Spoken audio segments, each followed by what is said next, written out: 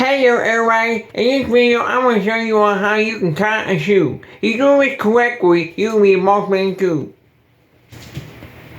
Very important, you cannot tie a shoe if it doesn't have any shoelaces. Shoelaces is strings coming out of a shoe like this. Alright, so now you got your shoelaces. You're going to take them and crisscross them like this right here. And then you're going to pull it snug like that. And then you're going to take this one and you're going to do a bunny ear like this right here. And then you're going to take this one and you wrap it around like this. And then you're going to take it and pull it through right here where my thumb is. And then you pull that through just like that. And there you go.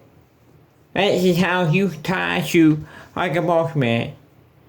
Thank you all for watching this video. Please like and subscribe. Bye.